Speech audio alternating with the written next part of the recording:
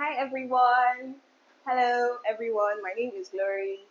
If you're just joining in, want to very thank you for coming around. This is the Autism Circle of Support workshop. Parents, caregivers, friends, and loved ones, please do want to invite someone. We sincerely want to apologize for just joining in, but thank you so much for staying around. So please, if you are online, send a hi, send an emoji. Let's celebrate you. So I want to see if you're around. So hi. I can see Grace. Hi Grace. Hi Olayinka. So nice to see you. Fadikemi Babalola, nice to meet you. So I'd like us to put our names where we are joining in from, and more especially how our day is going. So our names where we're joining in from and how our day is going. Hi, my name is Glory, and I'm joining in from London. Don't mind me. In the chat, I'll be waiting to call out our names and then, just greet you. Thank you.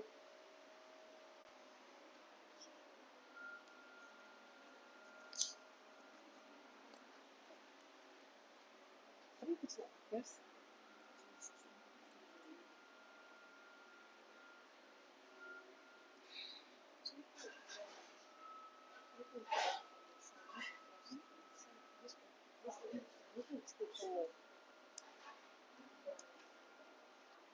So we continued to look into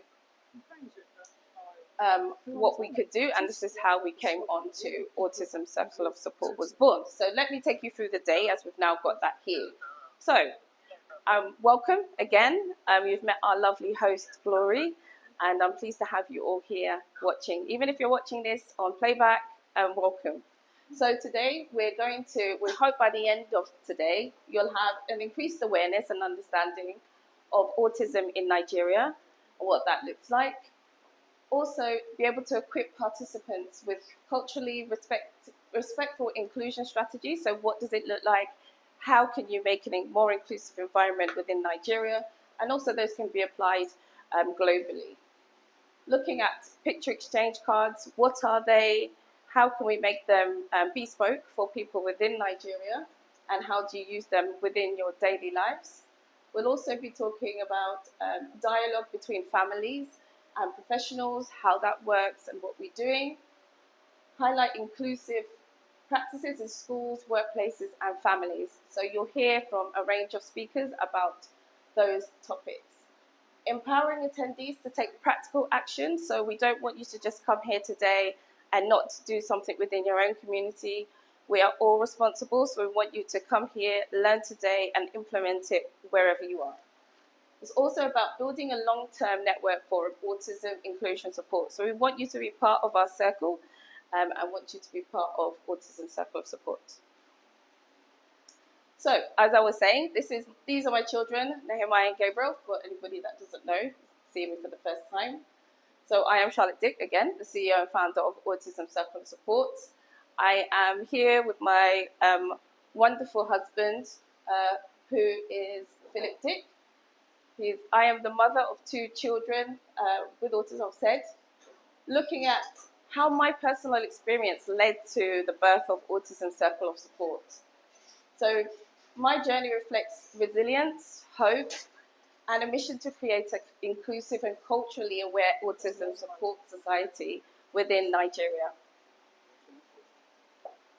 So why did I bring Autism Circle of Support to Nigeria? I could have brought it anywhere. So we started in the UK. We also tried to launch in Ghana. But why not Nigeria? So my husband is half Nigerian. He knows all about the culture here. And we saw that there was a gap in the market that we wanted to fill. We know that 1 in 100 people are diagnosed with autism. When I done my research and tried to look into Nigeria to see what the prevalence was like, it was very difficult to get those statistics because they're just not captured at the moment. But we know that there is a far higher percentage than is captured currently. And that's due to low diagnostic, and that may be to people who don't have access to services. So we're talking about bridging that gap. We want to bridge the gap from childhood to adulthood. So we know that there's quite a lot of services for children looking at early intervention, but as children hit that age of teenagers and going on to adulthood, there really isn't that service there. So as a mother of 2 autistic sons, I have that personal experience. I've told you that my husband comes from Nigeria. We talked about his experience growing up and him being around children with special needs, and he felt there really wasn't anything there. And also, you know, it hasn't changed in a long time. So we want to be that missing link that bridges that gap. So while awareness of autism is in children, it's slowly growing, and there is a huge gap when it comes to teenagers and young adults. So what happens after primary school? What happens after secondary school? Are people included in the community? And that's what we're going to do today. We're talking about inclusive environments. So too many autistic young people in Nigeria are left behind, and we don't want to see that. We want to see them being a member of society, and they are participating within all areas of life. So there's no clear path at the moment, no tailored support, and we're not promoting independence. So what we do know is we have a drop-in session. So if anyone else who's here has come into our drop-in session, thank you very much. So Autism Circle of Support has a virtual drop-in session with myself as a parent and expert by experience, and also by an ABA analyst. So what we do is we provide support for those parents who are finding it a little bit challenging, and from that we've had feedback that's told us these things. So parents have told us, and these parents are usually from Nigeria. I think probably 90% of them are based in Nigeria. So I don't know where to go for help after my child turns 12. So my child just sits at home. My child is not involved in anything. There's nothing for him to do. There's no resources. There's no clubs for him to access. And people still don't believe people still believe that autism is a spiritual problem. I mean, I get told that 1,000 times a day. So we need to break that stigma, and we need to make sure that we educate people. It's not only about awareness, it's also about acceptance. So we stepped in as Autism Circle of Support. We're creating practical and inclusive resources for families, which we do, and at the moment is bespoke. We also offer lifelong skills training for young people. We're promoting autism-friendly environments that may be in schools, communities, and within the home setting, and you'll hear about that today. And we're shifting the conversation from pity to possibility, because actually we should be looking at what can that person do, what can they offer to society, and we should stop looking at the negatives.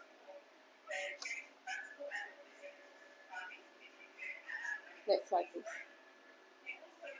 So, what's our vision? What do we want to achieve by 2030? So, we would like to be established as a regional autism support hub within Nigeria. We want to be able to train 1,000 professionals and caregivers.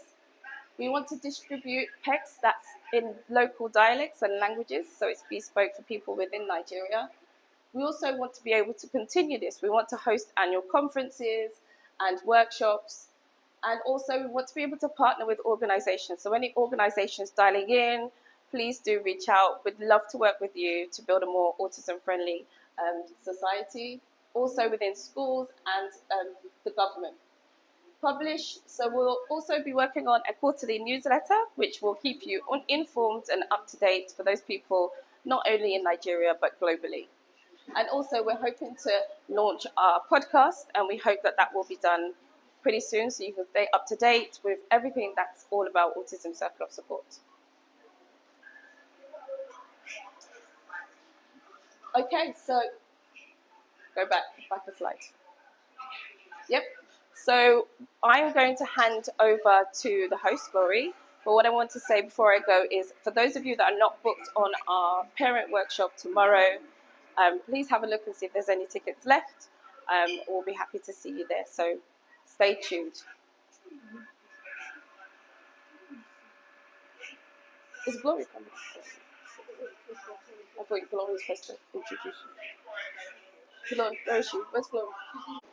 Get ready your pens. No, I mean out there. While we write, I mean, it's not and not as just loud write. out there. Get ready your questions, so that after Sorry, her session, we get to ask her some questions. Okay, so joining me is going to be the CEO and founder of ABA Head Start. Her name is Timola Olaya. If your hands are not too busy, please send us some My husband emojis, is nice. send him some claps as we welcome figures this and wonderful full of- woman. Thank you. I can't come out.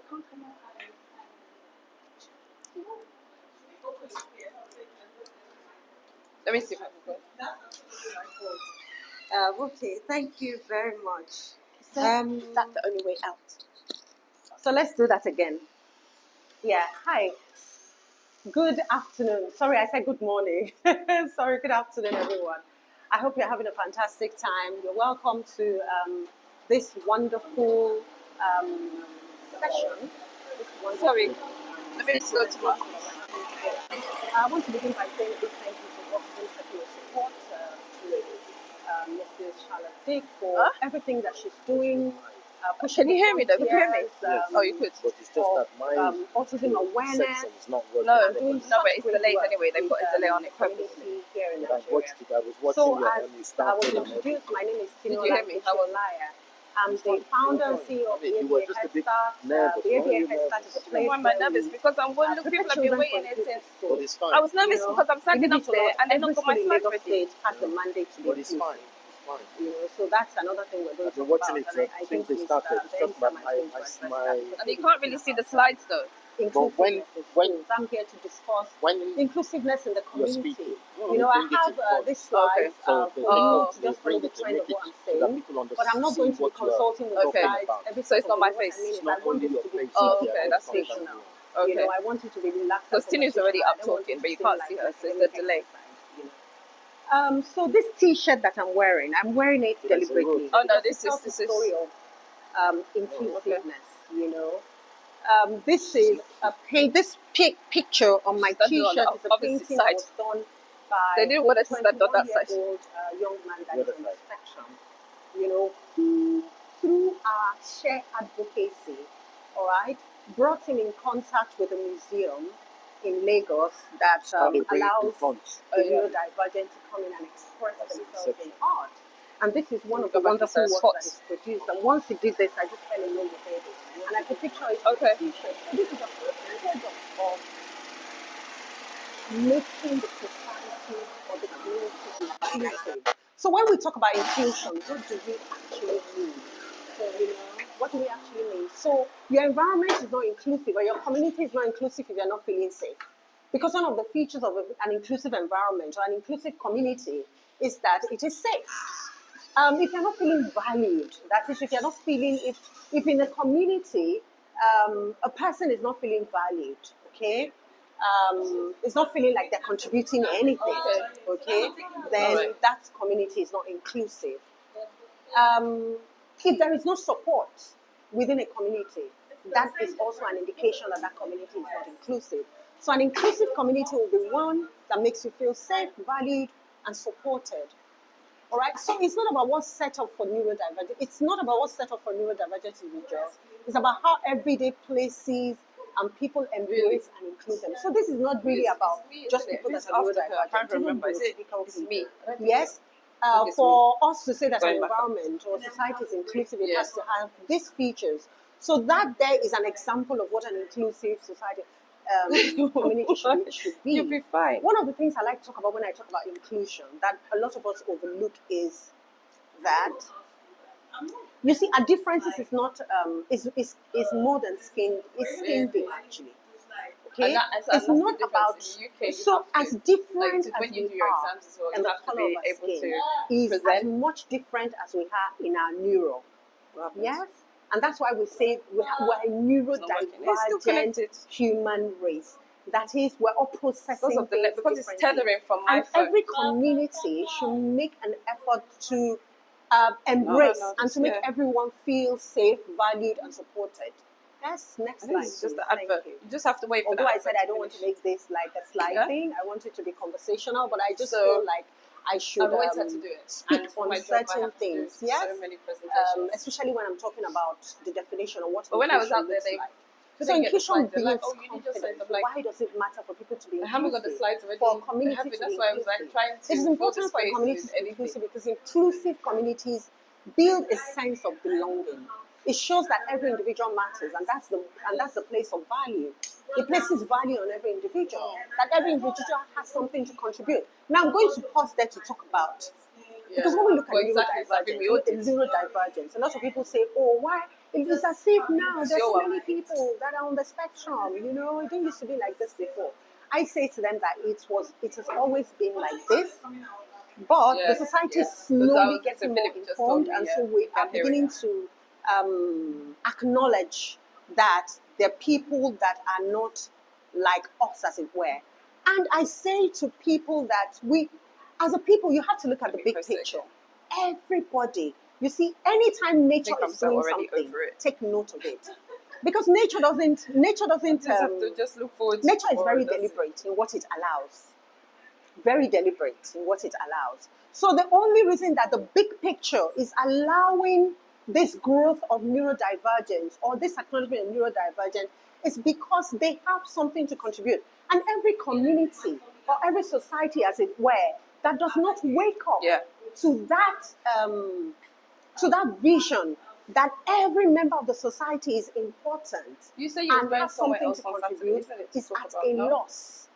Because if you have a table set up and you have the same type of people at that table, thinking the same way, doing the same thing, you're really not going to make a lot of progress.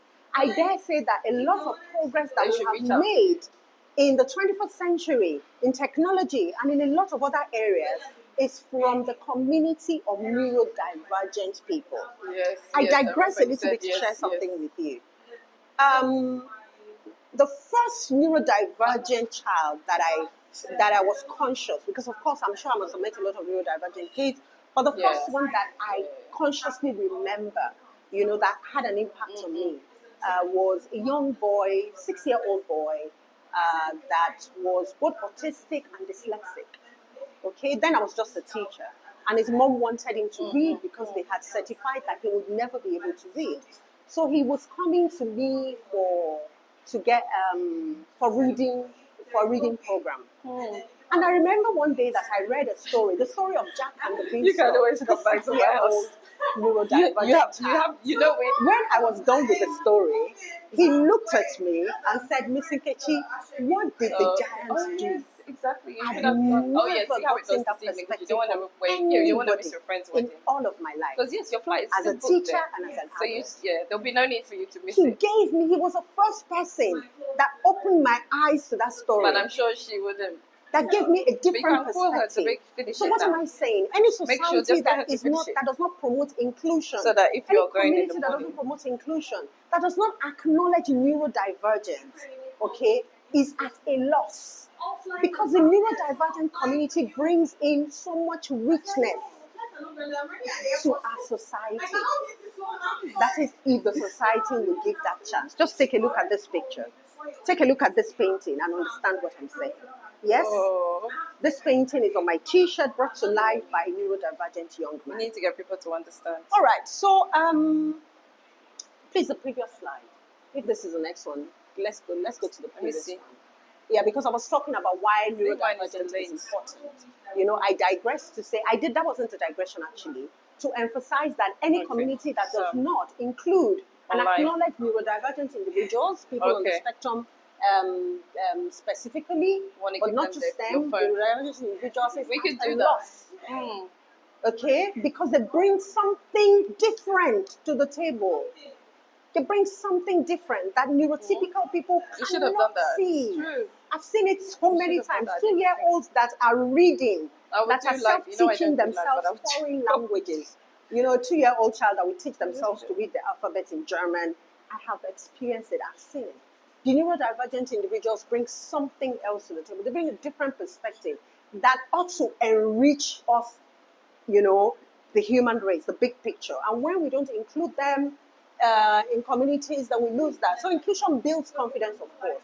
Because when you give the people an opportunity, as this young man was given the opportunity to express himself in color, in art, it builds confidence. It brings a sense of belonging.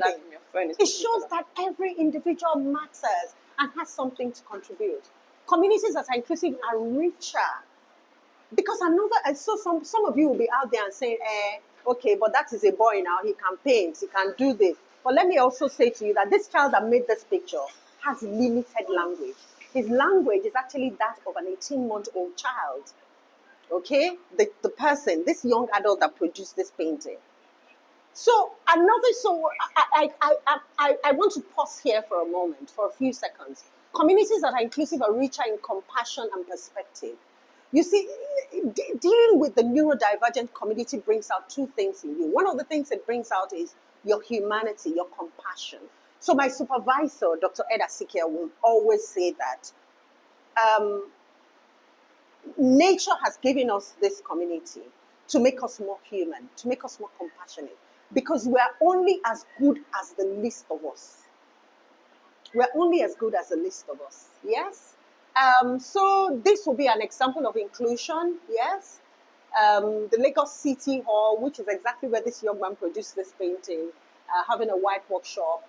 Neurodivergent teaches bead making to local teams. Yes, every Saturday, giving them the opportunity to give back. All right, instead of closing them up at home. Okay, we'll come to that. Can we go to the next slide, please? So these are the different examples, aspects of inclusion. So there are different aspects to inclusion in the community. It can be physical inclusion. Okay, now, I need to pause here to say that all of these things are not going to happen automatically. Okay? I know I have slides that come on after this that talk about advocacy, so perhaps I should just deal with this. So, okay. I think you're going, yeah? Can we go previously to the previous slide? I'm not here yet in advocacy. So. Okay. All right. So I'll just wait for, thank you very much. Yeah. So physical inclusion. So these are the examples of physical. So inclusion can be physical. Physical inclusion is where where the things are put in an environment to enable everyone. It is not, when we do this, it's not like we're doing them a favor. Oh, let us just make it so that all these people will be able to come. No, we owe it to them because they need to contribute. They have something to contribute and they should feel valued. Okay? So making it possible for children with physical disabilities, children that are autistic, that are sound sensitive, to have quiet places they can go to just to, let out steam. There's social inclusion. Social inclusion could look this way. Perhaps a youth group offers game nights where neurodivergent teens can play board games at their own pace. Educational inclusion, where a public library hosts a monthly reading session with sensory-friendly setups. So these are different examples of inclusion. Of course, employment inclusion. Perhaps a bakery somewhere uses virtual task card to support neurodivergent individuals. So different sorts of support in the work environment to make sure that everyone is included. It was about the all right, can we go on to the next slide? The people from the gate. Thank you. Okay, so you have to go meet her around the back. These are roles in creating. What is our role? Because, like I was about to say a few moments ago, these inclusive communities are not just going to happen. It's not going to drop from the sky. We have to create them. And how do we do this? Okay? Everyone has a part to play. And I must pause to say this because it is really important.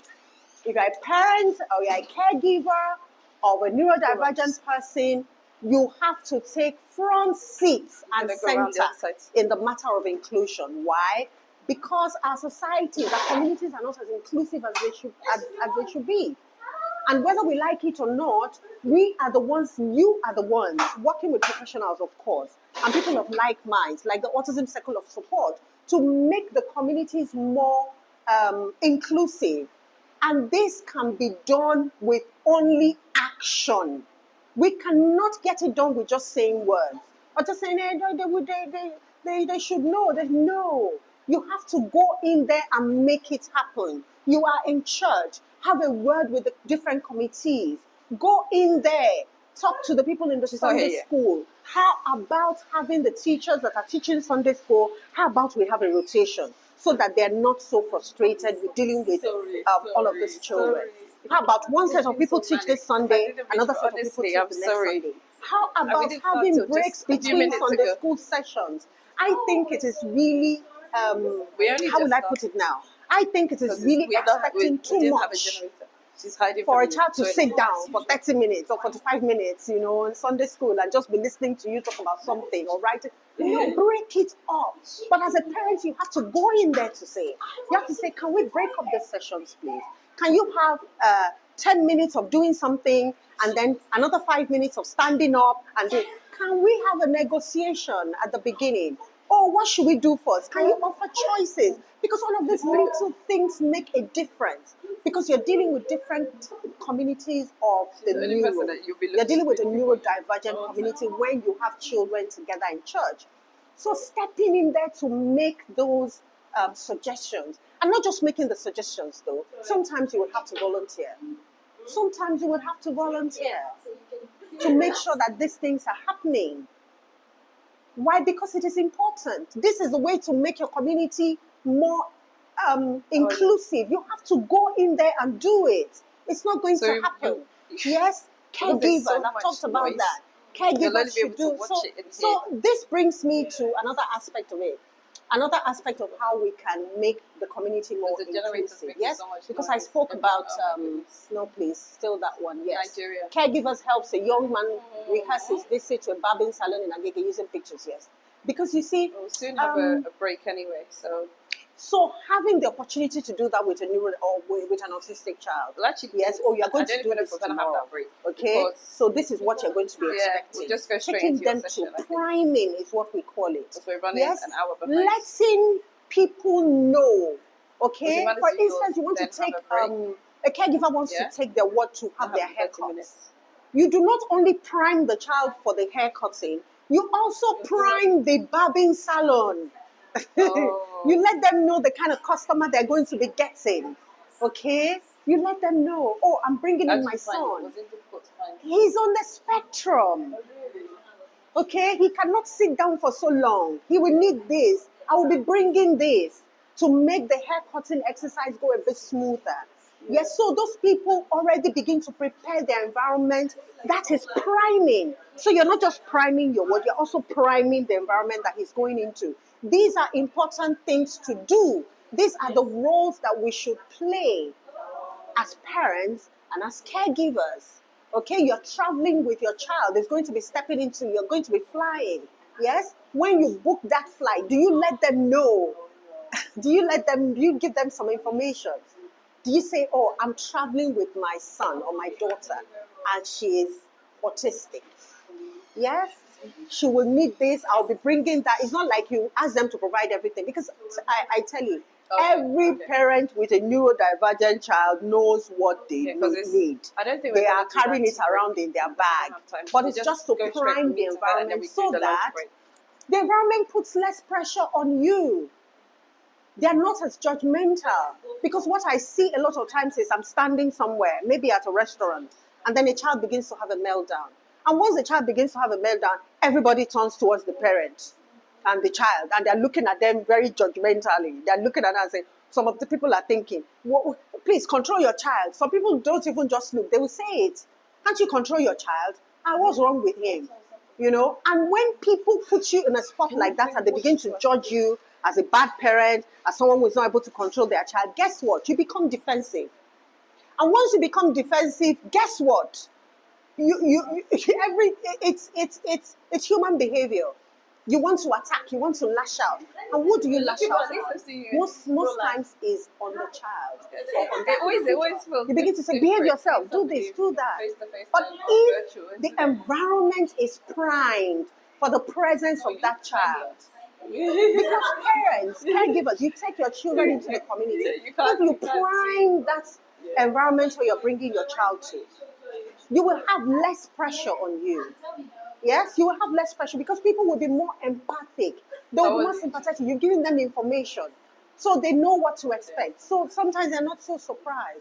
Yes, and they can perhaps even make accommodations for you. Okay, so those are one of the that's our role.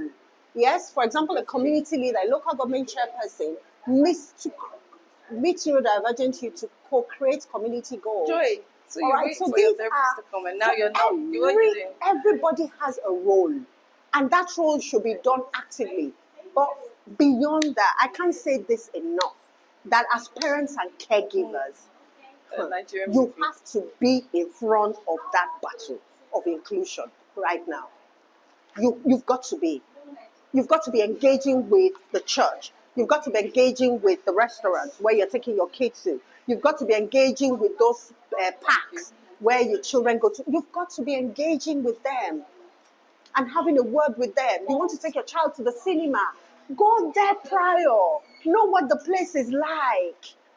You know, speak to the people. I've done this in my line of work. Speak to the people who are there and say, oh, I'm coming with this young man. These and this and these are his peculiarities. Is there anything you can do for us? We are going to be doing this, but if you can, yes, and you'll be surprised at what these people are willing to do, because really they don't know until you tell them. Yes? All right, let's move to the next slide. Thank you. Yes, so we've basically talked about this, okay? So inclusion isn't a program, really. It's not, it's a mindset of who is not here. Okay. Who have we left out? Okay, you should make the community, the different places in the community ask that question. These people are not here. Who is not here should be the mindset. Who is missing? So that we can keep environments flexible, supportive. We can train staff, we can train volunteers, and we can ask for feedback. Yes, to co-create solutions. You see, there it is. Co-create. I need parents and caregivers to know that you need to be doing that. You need to be co-creating solutions in the community to promote inclusion for the neurodivergent community. I can't stress that enough. From where we are, you are the one who is going to flip that conversation. You're engaging with the community, engaging with the different, places in your community. It's going to slowly bring about that change. The next slide, please. Thank you. Because we're not gonna yes, go so to the I've basically talked about this. We're not Yeah, gonna go we've to discussed the this tea break. advocacy. We're gonna continue through. So Advocacy. yeah, if you bring it, then we can. I cannot say it enough. Advocacy, advocacy, advocacy. That's okay. Without advocacy, there can be no inclusion. Inclusion comes from advocacy. This young man, I don't want to go into the story of how hard I had to advocate, how much I had to stand and advocate for him to find this expression. So advocacy, advocacy, advocacy by parents and caregivers. Speak up. Speak up. Tell about your situation. Try and make, not try. I'm sorry I used that word try. Make sure that people acknowledge what they ought to do. And, kindly suggest it. And as much as possible, make sure that it's happening. Okay, so that the community will be a lot more inclusive. Yes? Yes, thank you. So we should also make sure as parents and caregivers that don't say, oh, I can't take him there. Give one to Okay. Brenda. Yeah. Don't say, oh, I can't take my child there. Oh, no, he won't be able to go there. Oh, he will disturb. Like the scenario I created earlier. Do not let the society put the burden on you. Okay? The community should be responsible for making, there ought to be people within a community making the community a place of refuge, a place of inclusion for these young people. But we are not there right now. We know that, which is why as a parent you need to advocate. You need to go to that art gallery and say, you know what, you guys are doing this here. Can you do this as well? Because you have this community. You need to go to that clubhouse and say, do you know that you have this community of people that cannot come here because of this, because of that? Are you able to do this? Give suggestions and follow it through. You need to engage with that church. You need to engage with that mosque. Okay, all right. You need to engage with this. You need to talk. You need to walk to that supermarket. You need to engage. I've seen him make a difference. You need to go to those eateries and engage and prime them, talk to them. You know, advocacy. So these are the different things, yes, that we can do in our places. Oh, Initiate, I don't know because she's initiate separate from mine, programs so that it may will not bring connect. about inclusion. Okay. Initiate programs that will make your child, Is it you me? know, that will incorporate your child's differences, Yeah, no, I'm doing because the that presentation. difference is important They've got it. to our communal growth. Without his contribution, we are missing something. My T-shirt would have been missing this art without my advocacy and without I the will make mine cooperation, short. actually, Yeah, of I'll make the mine art short. gallery Just get that gave the this slides. young They man have to have the a slides place ready. to I don't want the express same his mistake art. as before. So we've got to engage. We have got to engage as parents and caregivers. We have got to advocate. I can't emphasize that enough. And beyond that, we've got to suggest. We've got to suggest. Because really and truly, as a parent or as a primary caregiver, you cannot escape the work. You can have 100 therapists working with you, but the therapist cannot be with you 100. Oh, you They wanna cannot watch be with me you or you 24 wanna hours, 365 days a year. It's not possible. It's not possible. It should be you and that child at the community at some point. And so you have to, and even beyond that, we need to begin to change the landscape. We need to begin to change our landscape. Yes? No, that's And good, the so way to nobody do can that know. is simply with advocacy. You know, in the UK, they will steal it. Advocacy. You think it's only Nigerians that do 419? Just spreading the word. Yes? That's why it's Empowering like people that. with knowledge. Yes? Yeah, that's Can we why go I to don't the change next it. slide, please? Thank you. Of course, I've talked about this, engaging the whole community. Yes, making sure that everyone knows, priming the community as it were. Yes, priming the community as it were, making sure. So, I said that at the start. Inclusion is not charity. My fault. Honestly, It's not charity. Wednesday night. Oh my goodness. I don't know how to explain this to I'm you. glad for Saturday. I had a 6-year-old. Give me a point of view of a story that I've been reading since I was a child. A 6-year-old, a neurodivergent 6-year-old. Yeah. In 5 minutes of reading me a story, he gave me a perspective that I never. It is not charity. It is not charity to build an inclusive society. It's a sign of humanity. It is a plus for us. Because these people really and truly, believe it or not, bring in something that neurotypical people can never have. And what they bring in is usually a game changer. It is usually a game changer. Trust me. You know, so doing that is not charity. Okay? Every moment is a chance to include. Every moment. So I hope that as many people are listening to me, you are not a caregiver of a neurodivergent child, you are not a parent of a neurodivergent child, or you are a member of society. Know that every moment is a chance to include. A smile at that parent that is struggling with a child at the restaurant. Yes? A smile instead of a frown or instead of that look of judgment. You cannot even control your child. Look at the way the child is behaving. No hope training. You know? A smile. A seat at the table. Yes, a seat at the table. Yes? Okay? Next slide. Do I have a next slide? So I encourage all of us to commit. Yes, that's my last slide. Let's all commit. Why should we commit? Because in committing to inclusion, we are doing humanity. We are allowing humanity benefits. Yes, we're allowing humanity benefit from our neurodivergence as a human race. Yes, because there is indeed a big picture. So let's not be stuck on our own little picture and include everyone. Because when we include everyone, then the table is richer. Humanity is richer for it. Yes? Thank you very much for your time. If you have any questions for me, just pen them down and then let me have them, okay? All right. Thank you very much. Bye. All right.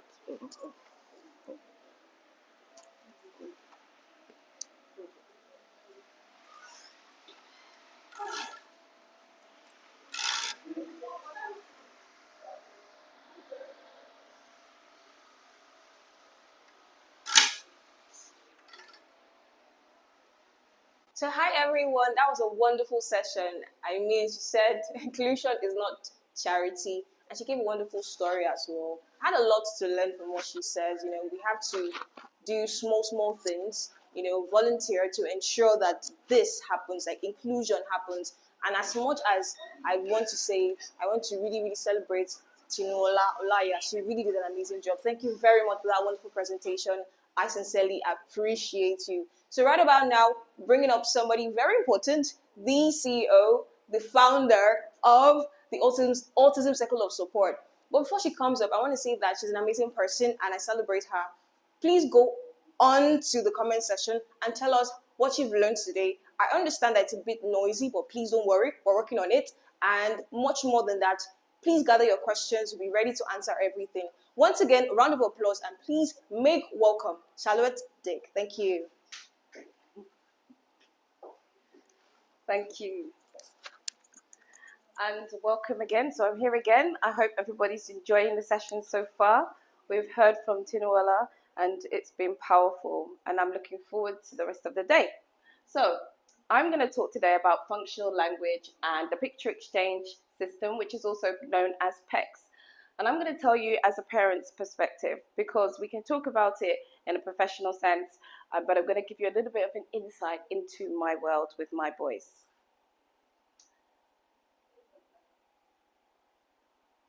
So what we hope to get from this session, I'll hope that you take away, is I'm going to introduce PECS. So if you're not used to it, you've not heard of it, this is the first time you're hearing it, we'll hear a little bit about where it came from and using it as a communication tool at home. So looking at real life experiences that I've had in the past, so I've got 2 children on the spectrum, and looking at how we've done that and how we've implemented PECS within the home. We'll demonstrate PECS in application, so what does it look like, how do we use it in daily tasks. We'll also detail toilet training, so I've had a very good experience with it and positive using toilet training, so I'll walk you through that. And then we'll empower families to go away and look at small steps that they can achieve with the picture exchange system. We'll also talk a little bit about intersectionality in the focus of being Black and being autistic and how we can get around that, looking at PECS and how that works. So this is the picture exchange communication system. Some of you may be familiar with it. So some of you, this might be the first time you're seeing it. So PECS stands for Picture Exchange Communication. It was developed in 1985 by Laurie Frost and Andy Bondi. So it's used to teach functional communication to individuals who have limited or no verbal ability. So what it does is making sure that those people who are on the autism spectrum, who are classed as non-verbal, it doesn't mean that they can't communicate. It's about us working with them to find out how we can help them to communicate their needs. So the picture exchange communication system assists with that, and it's an aid. People will use pictures that they're familiar with. They'll start to use them in single format, and then they'll start to use it to construct words. So I'm just going to give you a very short version today because it's a whole massive, it's a whole teaching. It'll be a whole day of teaching, and there are companies that provide that. So individuals learn to exchange their pictures of items, actions or needs, and they'll do that with a therapist or they'll do that within the home, and that's what we're going to explore today. And really this promotes independence. So if you're not there as a parent to help your child communicate, we know that children on the autism spectrum, those that don't have the verbal skills to communicate, likely parents will be advocating for them. Families and siblings that you'll hear from today will be advocating for them. So this empowers them and gives them that little bit more independence to do it on their own. So using PECS with Gabriel and Nehemiah. So I had very different situations or very different experiences with both boys.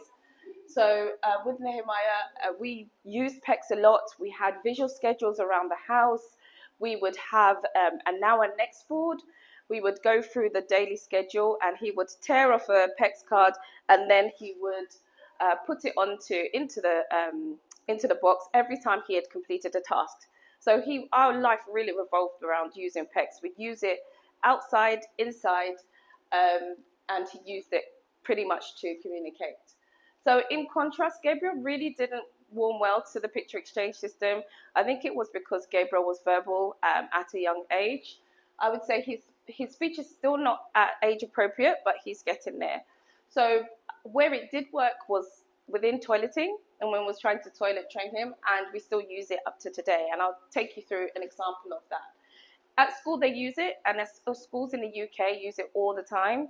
And so they're always around the classroom, especially within special schools.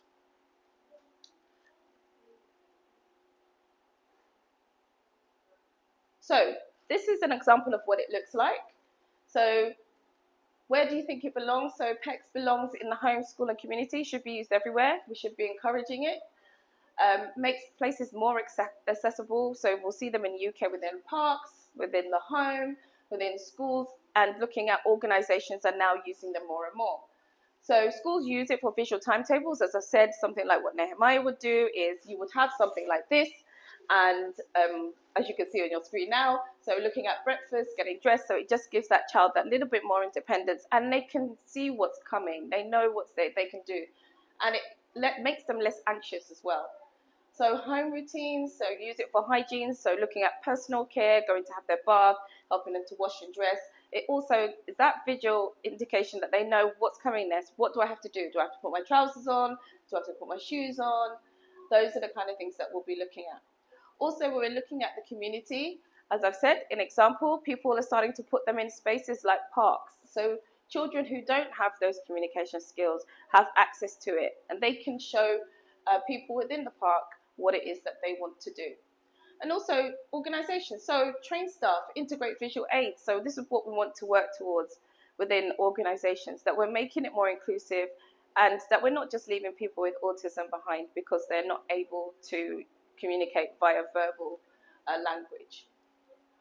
So I'm just going to go for a quick example here. So this is a toilet training, what you can see on your screen now. So using PECS at home for toilet training example. So I found with Gabriel, it really took us a long time. We're still not quite there with toilet training, and he's 9 years old. But it really helped when we looked at making sure that the environment was friendly for him. So looking at the seating area, and also having this visual within the bathroom. So we had this on the wall, and what the situation is, it's taking you down, it's breaking down each step as you're supposed to do it. So it's given that child the independence to understand what is it that I've got to do next.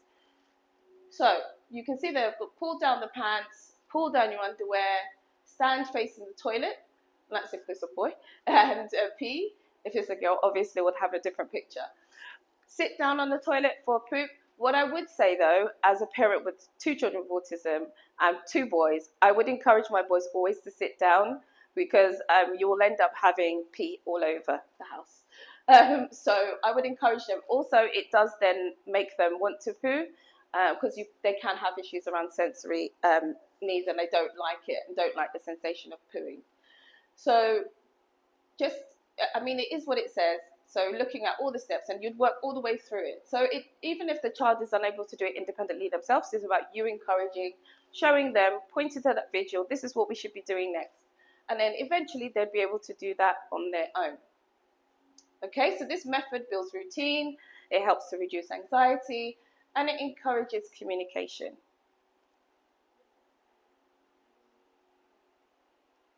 So why does PECS work? So PECS builds communication, confidence, it helps to reduce behavioral challenges, it supports literacy development. We're looking at pictures as well as words. So when we're looking, we're trying to get children to look at the words, look at the pictures, and then build their vocabulary. Also fosters that independence. So as you can see, I keep focusing on independence because that is what Autism Circle is about. We are trying to empower individuals to be as independent as possible. So all of these things are geared towards independency. So I'm going to talk a little bit about intersectionality in focus. So we're going to look at, we are in Nigeria, and we're looking at Black people in Nigeria. I think this would also apply to the UK, so looking at intersectionality. So understanding intersectionality, how does it happen? What does it mean? So if we're looking at it in the sense of autism and being Black, we're looking at the dual stigma from being autistic and also the cultural misconceptions. So we know that they still exist. We've talked a little bit and touched on the spiritual aspects. We've also talked about, people not believing that, their child has autism and it can be cured by some kind of spiritual intervention. So there's also limited diagnostic access and a lack of cultural relevant resources. So what we're looking to do is to make sure that any picture exchange cards that we have they represent people's daily lives. So looking at it being bespoke. So if you are in Nigeria, you've got access to PECS that looks at, what do you like to eat? Jollof rice. Or it might be something like, I like to eat pounded yam. We need to think about how are we being inclusive. So the role of PECS is really to empower communication for non-verbal individuals, and it often lacks representation of African culture context, which I've touched on already. So how do we make it more inclusive? What should we do? So using visuals from Nigerian daily life, so look at what we have here in Nigeria, so things like marketplaces, looking at local attire, incorporating local languages with phonetics. So what do? We know that there's loads of different dialects, loads of different languages that are spoken within Nigeria, and it's a huge country. So how do we make sure that we can reach everybody? So we're looking at making sure that we're looking at putting PECS together that has Yoruba, Igbo, Hausa, whatever it may be. Include culturally familiar foods, as I've said, objects and sensory preferences. And also train caregivers, because they're the ones that's going to be with the children or adults more than anybody else. And also we would hope that teachers are clued up, they're making schools more inclusive, but we are there and on hand to help. So inclusion isn't just access. It's seeing identity, culture, and communication as interconnected. So what I want you to do, if you don't take anything away from today, is I want you to be part of our circle, because it takes a village to raise a child. And also, that applies to somebody who's neurodivergent. So Autism Circle of Support is a movement for inclusion, and we want you to join as a parent, a teacher, a therapist, or a policymaker, or an ally to help grow a world where autism is embraced, is supported, and it's celebrated. So you can find our contact information. We'll have it in the description below, and we'll put that before the session ends. So we are going to hand over to our host, Glory, who will introduce the next speakers. So please stay tuned. Don't turn off. You're going to see and hear from some amazing, amazing, amazing speakers. Look at the sweat. Next up. Wait.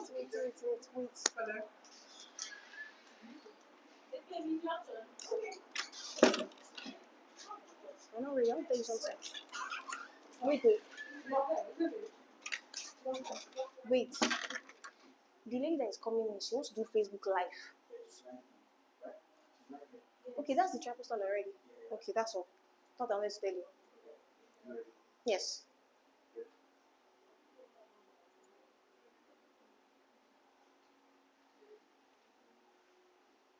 So hello everyone, that was a wonderful session, PECS, many amazing things that I saw and I'm like, oh wow, this is good, this is amazing. I also want to give a shout out to Olu IMC. Thank you very much for, giving us back to back. This is very important, this is very useful, this and that. I see you and I celebrate you. I also want to give a hand to Umba, so thank you very much. I really appreciate you. Thank you very, very much. Thank you very much. Also, going up next is an amazing person.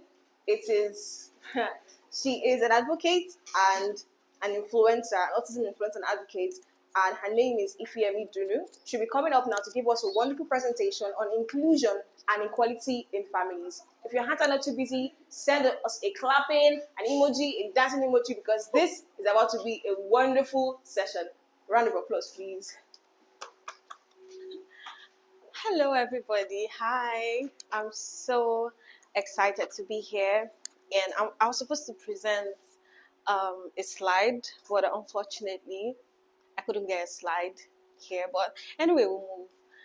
So I have to introduce myself again. Hi, my name is Ifyemi Newton Dunu Glory, and I am the creative director of Blue Studios. It's a therapeutic center where people come do painting, sipping, and creating memories with family and loved ones. And I'm also here as an advocate because I have a sibling with ADS. So I'm going to be talking about my title is inclusion and equality, right? And I have so much to talk about in this aspect when it has to do with family, when it has to do with siblings. People with siblings don't really try to want to involve their siblings outside in the world because they feel of some type of way, especially when maybe some form of embarrassment or some sort of things like that. But I'm going to be talking about real life stories, real life events, and I have my sister with me, Joy, and I'm going to, have to do when I talk about her, you all are going to see how we react as um, siblings. So, Joy, please come forward. Joy. Okay, come.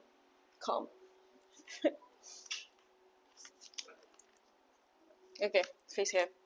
Everyone, this is my sister. This is Joy Dunu, and some people know her from social media as Mama J. And Joy has autism. She's nonverbal, so I speak for Joy as an advocate. Sometimes I'm a mouthpiece. Let me put it that way. I'm Joy's mouthpiece, and growing up, we've seen how um, things have been, especially when it has to do with inclusion, including someone with autism in the family. Now, I'm going to start with the first thing I have here. I have a brief note. I'm going to talk about equality. We all know what equality means. Equality generally means having the same rights and opportunity where people have opportunity to speak regardless of their background, their abilities, their disabilities. Then inclusion also means including creating a safe space for everyone to be involved in whatever aspect, but creating a safe space for everyone to be, involved with each other. Now we're going to talk about what inclusion and equality means and in the family. Now, there are cases where people have autistic siblings or autistic child in their family and they don't involve them in any activity. This really affects the child or the sibling. It makes them feel left out. It makes them feel not important. And this is what we are here to talk about. We have to make sure that they feel very, very important and very safe, when it has to do with chores, when it has to do with decision making, when it has to do with a lot of things, skills, and all that. Involving your sibling makes them feel very confident. And this confidence, they take it outside, they take it to the world, and they are able to interact. Now, I cannot actually conclude. I can, Joy, you can go and sit down. Thank you. I can actually make conclusions for everybody, but with me having somebody like her in my family or in my life, we've been able to see lots of improvement and lots of things that she's able to do as someone with special need and as a non-verbal person. Joy is non-verbal and autistic, and growing up it was hard. It was difficult. We had challenges. We had challenges, more challenges. Now, statistics have mentioned that 80% to 70% of siblings with autism have humanity, and that also makes the siblings with special need also have self-confidence, like I've stated earlier. So still going through my notes, right? A job, if we're really, really sure that Joy goes to work, she can work, right? She has the self-confidence and she's able to go to the society and still interact with people, even with the fact that she doesn't have the proper learning ability. We do not have an idea of how to give her the proper ability to learn. But as time goes on, she's able to communicate with people to a certain level. She's able to manage people too, the way people see her. She's able to make friends. There was one time we went to a pool to swim, and I was surprised how my sister was able to make friends with people. These are beautiful girls, and she was there. She was able to communicate with them, and they understood her to 100 level. She was telling them that some side was deep in her way, and they were able to understand that, okay, they're not going to go swim towards that end. And the shocking thing is, people like her, when because they have inclusion, because they have inclusion in the family, they don't feel left out. They're allowed to make decisions by themselves. They're allowed to do things by themselves. They're allowed to say, if I want to do this, I can do it. If I don't want to do this, I don't want to do that. We allow her think for herself. We allow her make decisions for herself, and that has helped her with social anxiety. At first, of course, because of the behavior, she would have social anxiety, but as time goes on, it becomes something that she's used to. There is no much anxiety, and there's no much this thing. Then it promotes healthy relationships among siblings. Now, because Joy is able to make decisions for herself, Joy is not left out. She doesn't feel like my parents doesn't like her. She doesn't feel like my mom or my dad does not care about her. She doesn't feel like my sisters does not care about her. She has the equal love among family and among her loved ones. She knows she's loved, and she sees it. And when she sees a bad energy, she knows it is a bad energy. And when she sees good energy, she knows it is good energy. So, inclusion in the family. We know that your sibling or your child is special, and you tend to treat them specially, right? But sometimes people treat these people like they are not important, that they should be left out, and they try to teach them, they try to put them into a box. And this affects them growing up, because they don't tend to, how do I put this word? They don't tend to interact with people. When they see people, they have meltdowns, they have this thing going on for themselves. And sometimes, as a parent or as a sibling, it is tiring for you to take care of your autistic child or autistic sibling. And they're growing up, they're going to grow up. You're not going to be there in their life forever. So this is the point where you have to treat them like the you and I. You have to treat them like they're important. You have to make them make decisions. Some decisions are not good, but you have to still talk to them like when your other child tried to pierce their nose or their ears, and you still try to talk to the child like, this is not nice. So making them have dependent, like making them have decisions for themselves, does not mean that you're giving them full freedom. They just know what is good. You can tell them what is good and what is not good. Joy is very hygienic. She knows, she doesn't see, when she feels dirt, she takes the broom, because she knows it's the right thing to do. Goes into the room, take the broom, sweep the house properly. And we're not talking about surface sweeping. We're talking about raising the bed up, sweeping everywhere, mopping the house. That is because she has gotten to a level of where she can do things for herself. She has gotten to that level where she can take care of herself if nobody's around. If she's hungry, she can go into the kitchen. If things are made easy, she can go into the kitchen and make a small thing for herself, for her to eat without disturbing anyone. She can go into the kitchen, prepare tea. She can prepare something very simple for herself without disturbing you. That is because at this level, that's the stage that she is, she's able to, she's able to do things for herself. We've grown her. It's not like it's not grooming. We've lived like that with her over the years. And sincerely speaking, if we had a way for Joy to have like speech therapy on time, she would be able to talk to us like every other person without being delayed or slow. But the little knowledge we have about her, we were able to work with her in that little knowledge, and it has helped improve. So I think if autistic children have inclusion in the family aspect, not being neglected, not really neglect, but not being involved, not making decisions, not being seated in meetings, having conversations, family discussions, if they are not included in these things, it will make them feel left out. And when a child feels left out, they feel some type of way. Now, a lot of people do not understand that people with autism have feelings. They are humans. They have their feelings, they have their emotions, they cry. Sometimes they think you neglect them, you've let them, you've lost confidence in them. They think they have human nature. They think the way we think. They have emotions the way we have emotions. And when we don't involve them in things like this, they get emotional and they cry. They go into the room and they think, especially for the non-verbal people that don't have any learning ability. And that is why I am here, because first of all, Joy does not have any learning ability. She can't even spell her name. Joy does not know sign languages. Joy has a little bit of dyslexia because she writes the opposite way.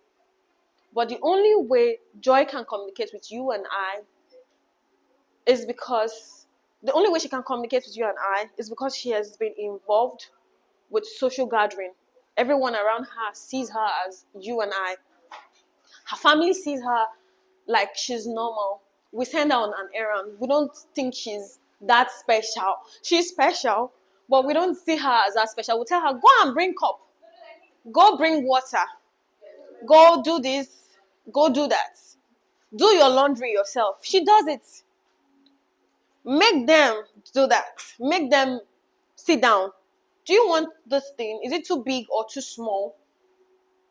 The family is happy. Everyone is in love. Everyone has happiness within them. There's no bad blood. There's no grudges. They don't feel neglected or left out. So equality is very important in the family. We know that nobody is equal. Like, you have hierarchy, you have your elders and your younger siblings, but equality is very important. You respect everyone regardless of their abilities, regardless of their disabilities. Respect their decision, respect them. If she's sleeping and you try to wake her up, you know that she's sleeping, so you don't wake her until she's fully awake. Then you can tell them what you want to tell them. Do not make them feel left out.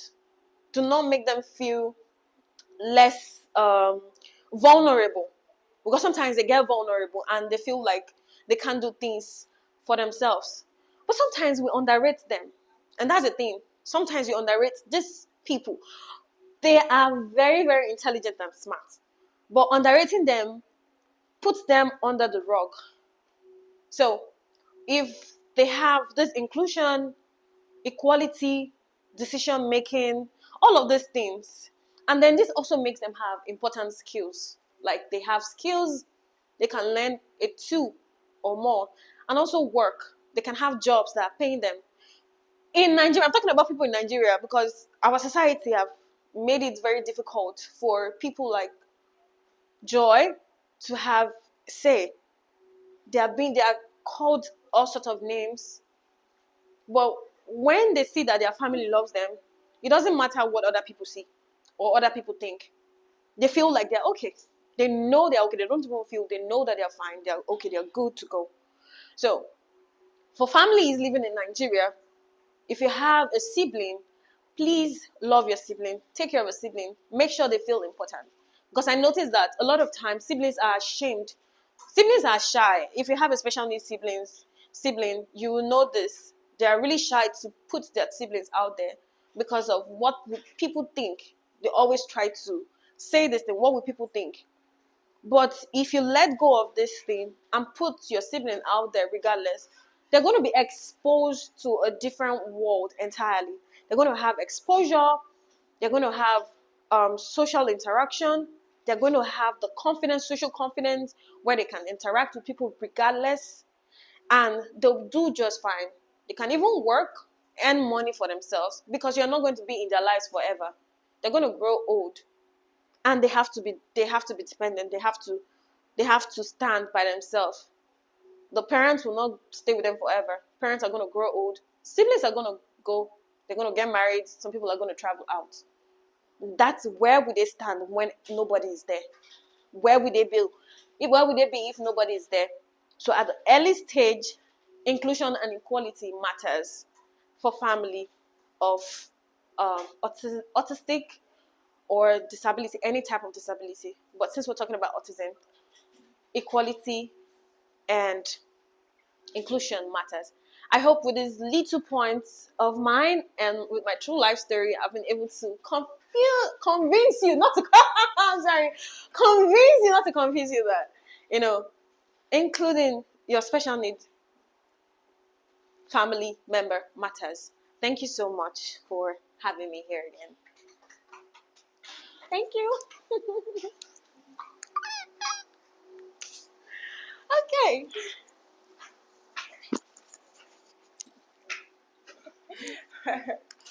All right, so hi everyone.